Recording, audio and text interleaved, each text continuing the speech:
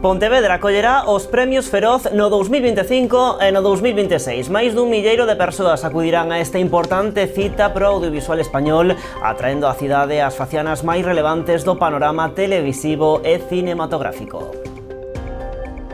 Que tal, saúdos? Xa hai data para a gala do 2025. A alfombra vermella despregarase no recinto feiral o 25 de xaneiro. De contado, falamos dos Premios Feroz, antes outras novas.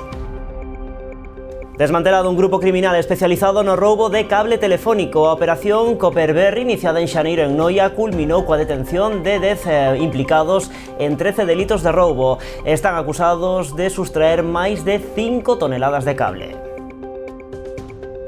O Concello da Pobra emitiu un informe desfavorable ao proxecto de ampliación de Escurís na Baiuca. Dende o goberno local destacan a afección veciñal e paisaxística como principais motivos da súa oposición. Entre outras, consideran máis axeitado buscar alternativas de emprazamento como a Tomada. Como xa anunciaran ao inicio desta semana, os traballadores de Mercadona concentráronse esta mañá ás portas do supermercado que a compañía ten en San Mauro, en Pontevedra. Convocados pola CIGA, denuncian a represión sindical que, segundo aseguran, exerce a empresa, así como as prácticas que din que prexudican os traballadores de máis idade. A estación fitopatolóxica do Areiro entra a formar parte da Ruta da Camelia. Decidiu no hoxe o Comité da Camelia de Galicia nunha xuntanza celebrada no Pazo de Feciñáns, en Cambados. Precisamente tamén acordaron incorporar este espazo á ruta na categoría de recurso turístico. O Pazo de Feciñáns entra tamén o Pazo de Casalnovo, en Pontevedra, ou a Fundación Camilo José Cela de Padrón. En Ribadumia arrancan as precatas da Festa do Tinto do Salnés. As primeiras celebráronse onte á noite e van continuar ata o vindeiro luns. Ademais, xa están á venda as entradas para reservar mesa e participar na comida de confraternidade que se vai celebrar o sábado grande da Festa do Tinto. Este ano, como novidade, haberá únicamente un punto de venda. Son algúns dos asuntos que imos tratar de contado aquí en Canal Rías Baixas nas Novas do Día.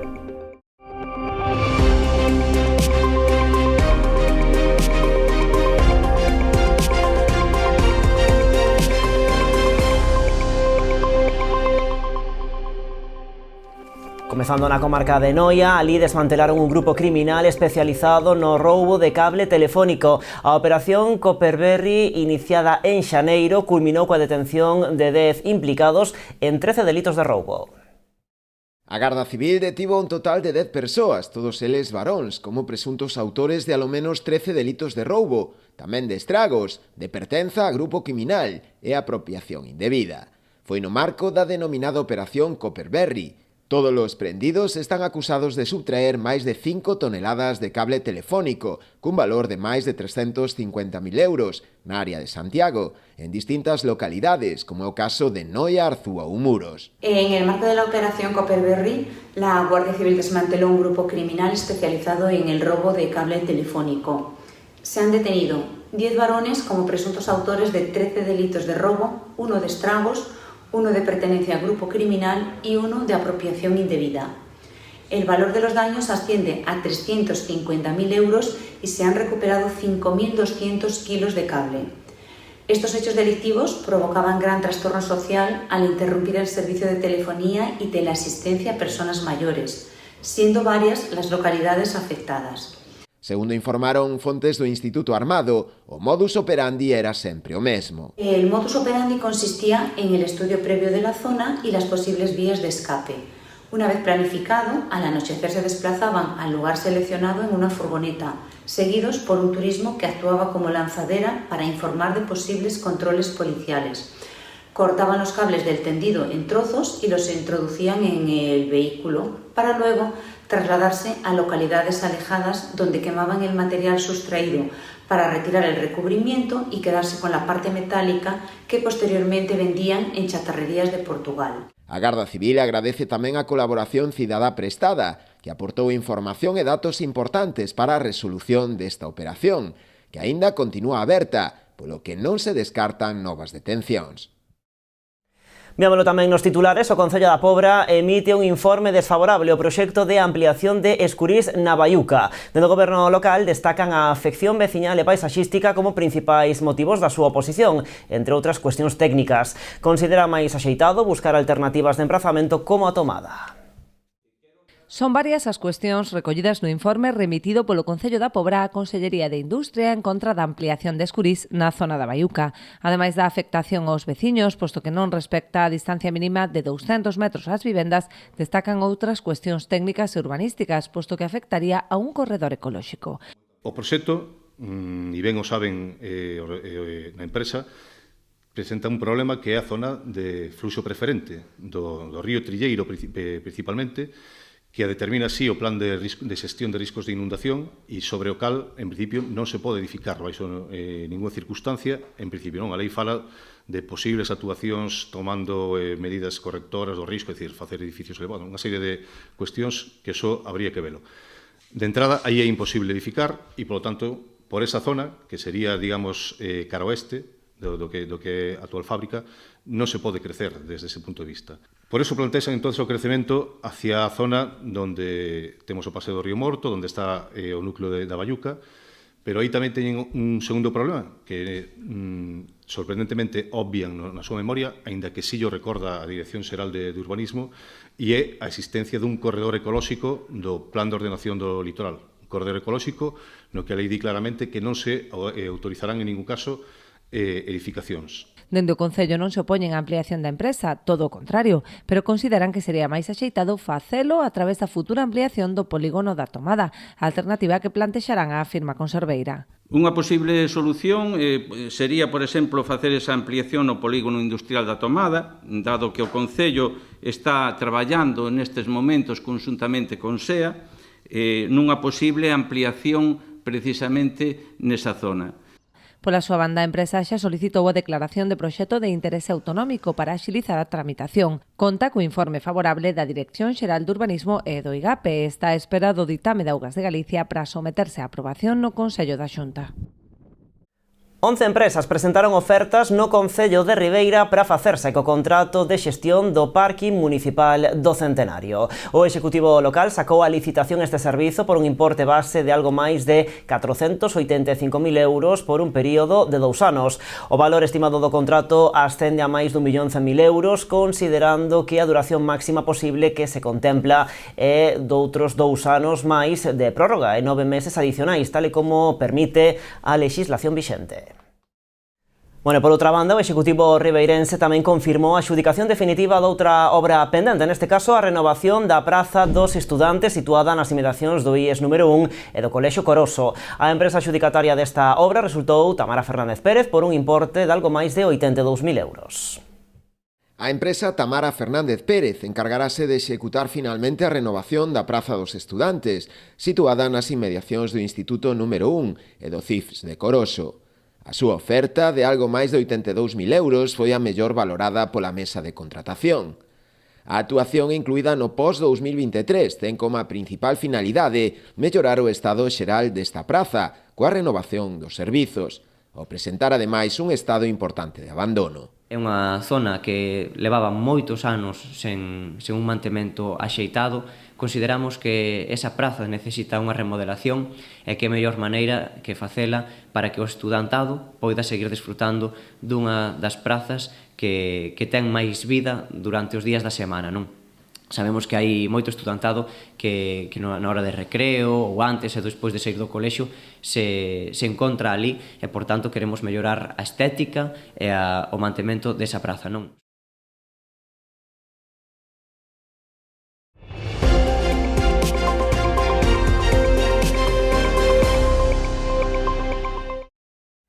Como xa anunciaran ao inicio desta semana, os traballadores de Mercadona concentráronse esta mañá ás portas do supermercado que a compañía ten en San Mauro, en Pontevedra. Convocados pola CIGA, denuncian a represión sindical que, segundo aseguran, exerce a empresa, así como as prácticas que din que prexudican os traballadores de máis idade.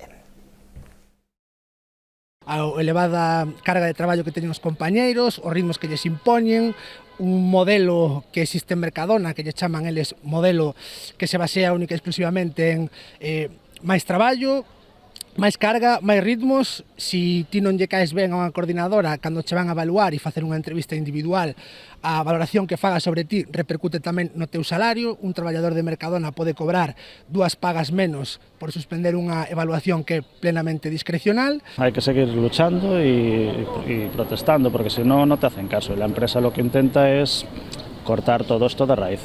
Entonces hay que hacerlo así para que a ver si nos escuchan. Me van a intentar, por cualquier cosita que haga, cualquier, no sé, error, pues van a intentar levantarme o en actas o sanciones, y me imagino que seguirán en esa línea. Eso es lo que sospecho, claro. Un estatuto xurídico da quenda do oficio e unhas pensións dignas seguen a ser dúas das principais reclamacións dos abogados de Pontevedra. Hoxe concentráronse ás portas dos xulgados da Parda, convocados pola plataforma Dignidade Abogacía Pontevedra.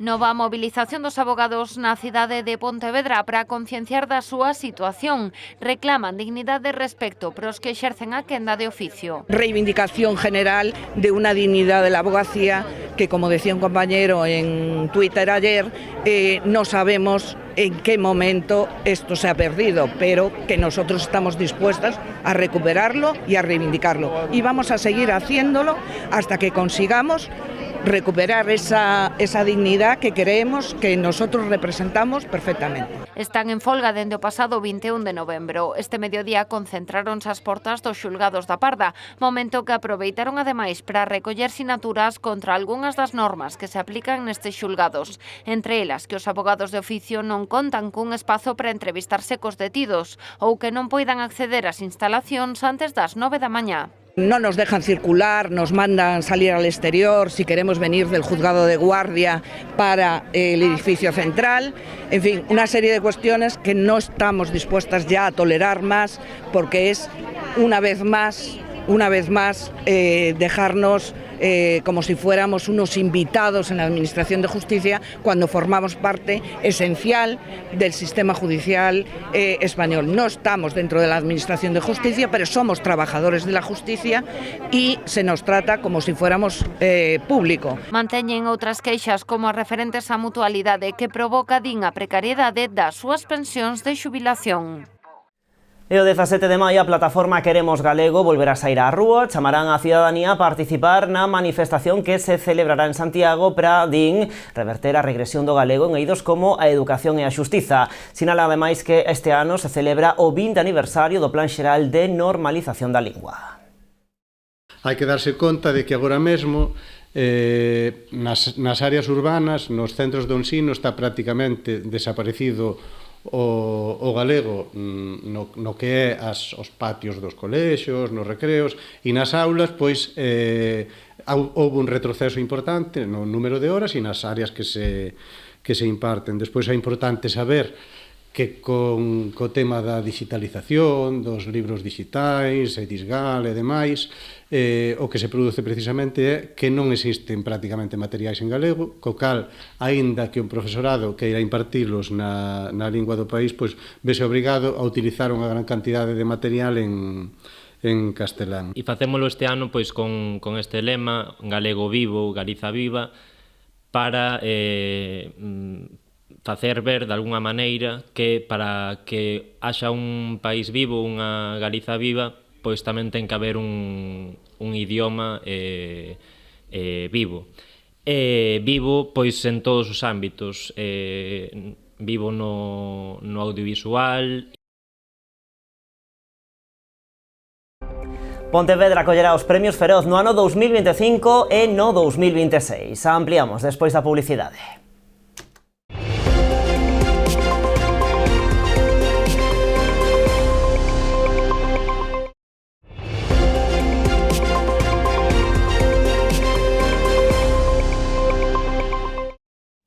Seguimos aquí nas Novas do Día en Canal Rías Baixas. O Concello de Boiro elaborou un protocolo de prevención de violencias nos ámbitos de ocio. Ademais de dar a coñecer os distintos tipos de violencias, este programa busca ofrecer un recurso formativo para hostaleiros, asociacións ou entidades relacionadas cos espazos de lecer. dar a coñecer os tipos de violencias que existen para identificalas e previlas. Este é o principal obxectivo do protocolo para a prevención da violencia nos ámbitos de ocio que ven de elaborar o Concello de Boiro. Este protocolo é, ao fin e ao cabo, un método a seguir, unha metodoloxía para detectar, saber previr e saber que facer en casos de violencias sexuais, machistas ou LGTBI-fóbicas.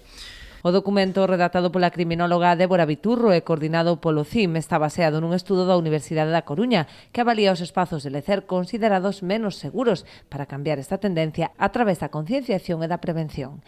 Xa ven dunha labor previa de investigación e de algúns traballos que levamos feito da man tamén de docentes da Universidade da Coruña, como foron Estefanía Calo e Estefanía Tarrío, que xa fixeron previamente unha labor de traballo con mulleres para ver aqueles espacios nos que nos sentíamos seguras, detectalo e intentar crear un Boiro máis seguro, e do que saliron algunhas conclusións que están agora recollidas en este protocolo actual.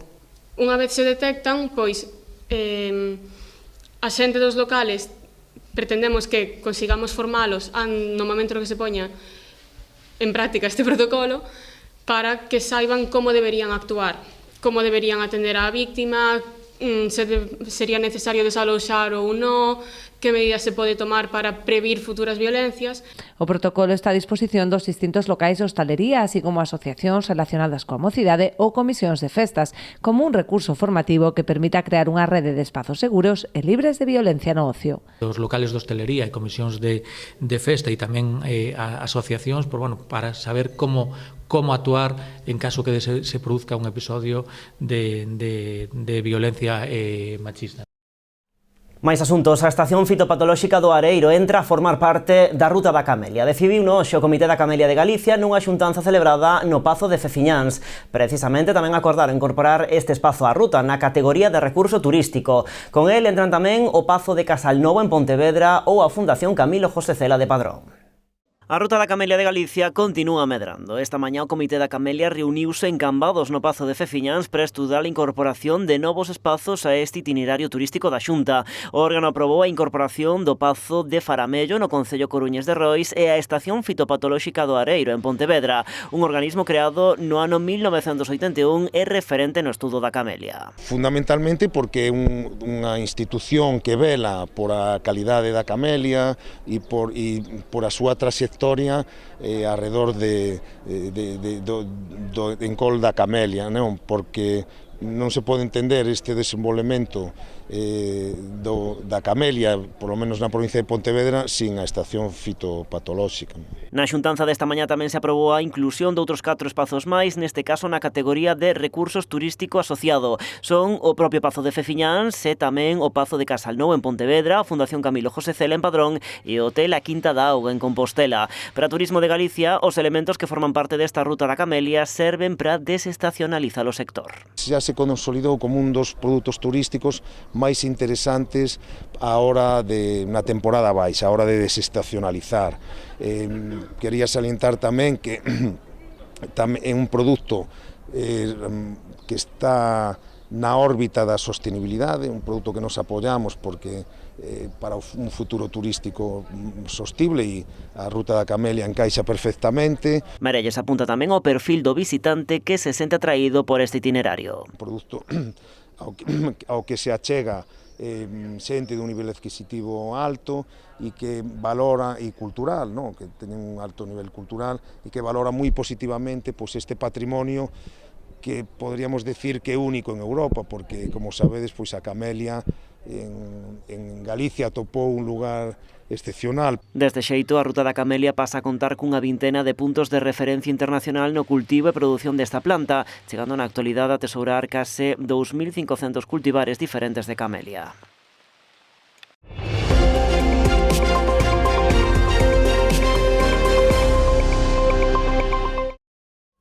Pontevedra acollera os premios Feroz no 2025 e no 2026. Máis dun milleiro de persoas acudirán a esta importante cita pro audiovisual español, atraendo á cidade as facianas máis relevantes do panorama televisivo e cinematográfico. Xa hai data para a gala do 2025. A alfombra vermella despregarase no recinto feiral o 25 de xaneiro.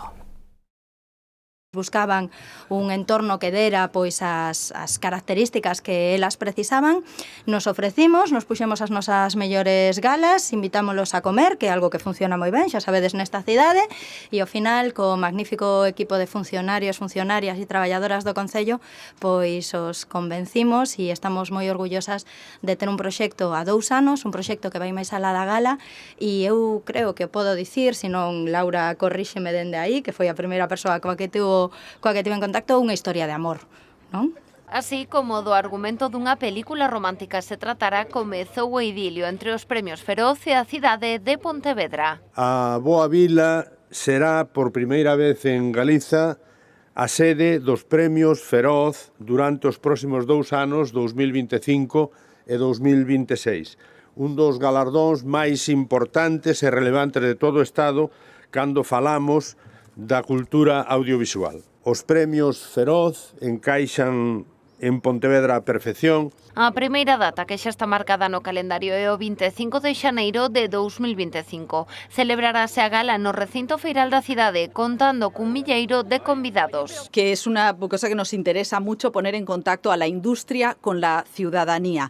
La verdad es que con este gesto Pontevedra revalida esa condición de ciudad abierta, culta, compleja y abierta a recibir las voces de los de fuera, de las creadoras y de los creadores. Pero este romance non se limitará ás xornadas das galas e ás alfombras vermellas. A organización promete programación na cidade que se prolongará durante varios meses. No solamente va a ser una ceremonia, que es una cosa que a nosotros nos interesa, queremos mucho, que sea un punto de encuentro que se alargue a lo largo del año, pues desde otoño, desde octubre hasta final de enero, que es cuando se celebran los premios, y vamos a invitar a que vengan a vuestra ciudad pues a los creadores y creadoras para hacer actos, conversaciones, coloquios, o sea, hablar de lo que nos pasa a nosotras como sociedad y a vosotras como creadoras. Os Feroz descríbense como uns premios irreverentes e rompedores. Entregaránse 21 galardóns nunha gala formato CEA, na que os convidados exercerán as veces de público. Imos agora ata Ribadumia. Ali arrancaron as precatas da festa do Tinto do Salnés. As primeiras celebráronse onte á noite no Centro Social San Andrés de Barrantes. Van continuar ata o vindeiro luns, día 12. Son a fase previa ás precatas finais que se celebrarán os días 24 e 25 deste mes. No caso das variedades autóctonas, as catas serán o día 15 de maio. Os gañadores daránse a coñecer o sábado grande da festa, o 1 de xuño, coincidindo co xantar.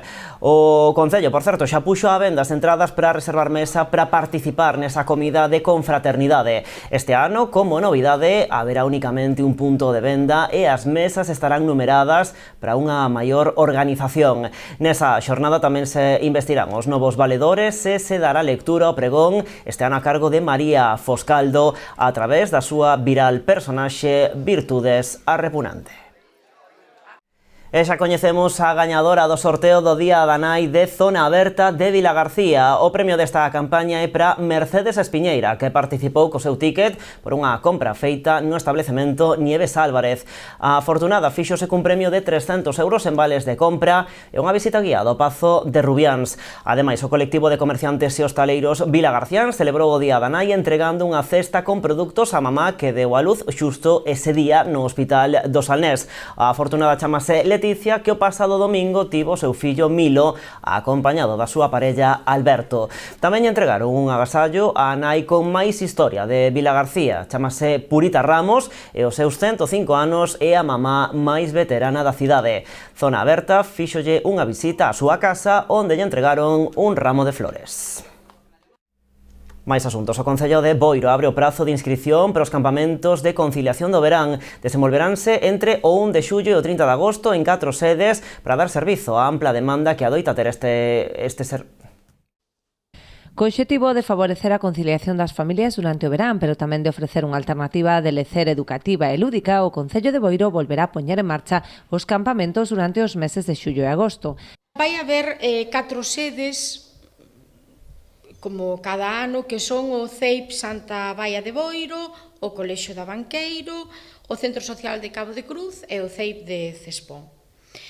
En canto ao calendario, o campamento de verán desenvolverase dende o 1 de xullo ata o 30 de agosto do presente ano. Os horarios van a ser vai a comezar ás 8, ás 9 ou ás 10 e vai rematar ás 2 da tarde. Os interesados poden presentar as solicitudes dende mañá mesmo e ata o 23 de maio. As bases e toda a información relativa ás inscripcións xa se pode consultar na web boiro.gal. E Ribeira vai celebrar ao longo deste mes de maio tamén no mes de xuño unha nova edición do programa de ocio alternativo En Marcha. Nel inclúense diferentes actividades para a xente moza, como o caso do laser tag, rafting, barranquismo e exhibicións de skate. As inscripcións para poder participar nestas actividades xa están abertas, podéndose realizar a través de ambos departamentos, o de Cultura e do de Deporte. As actividades incluídas no programa de ocio alternativo En Marcha, que promoven conxuntamente as áreas de xuventude e deportes, desenvolveránse durante os meses de maio e xuño, ao aire libre e no medio natural. Van dirixidas especialmente á xente moza, menores de 35 anos. Son unhas actividades iniciativa para poder ocupar o tempo libre dos mozos e mozas de Ribeira, unhas actividades que se van a realizar ao aire libre no medio natural, creando pois o que é un marco onde a mocidade interactúa realizando actividade deportiva e actividade física. Vai se realizar o descenso no río Ulla, o barranquismo que se vai a ser no río Pedras, o skate que se vai a facer na avenida das Airós en Bandourrío no skate park, e despois o laser tag que se vai a levar a cabo en varias zonas de Ribeira. Concretando as actividades que xa mencionou o Xavi, o laser tag efectivamente vai a ser nas parroquias, quixemos levar isto tamén ás parroquias, por suposto, non estar todo aquí centralizado. Imos a comezar o 17 de maio, o 17 de maio vai a ser aquí en Ribeira, en San Roque, no Parque Periurbano, logo o 18 de maio en Palmeira, no Pinal da Corna, o 1 de xuño en Olveira, no Merendeiro de Espiñeirido, e o 8 de xuño en Aguiño, no Merendeiro no Pinal de Couso. As actividades programadas desenvolveránse os sábados. Serán a prezos económicos, moi por debaixo do prezo de mercado. Para máis información e inscripcións, os interesados poden dirixirse xa aos departamentos de Xuventude e Deportes. Pois así poñemos o punto final ás novas, máis en canalriasbaixas.com e tamén nas nosas redes sociais. Como sempre, graciñas por estaren aí.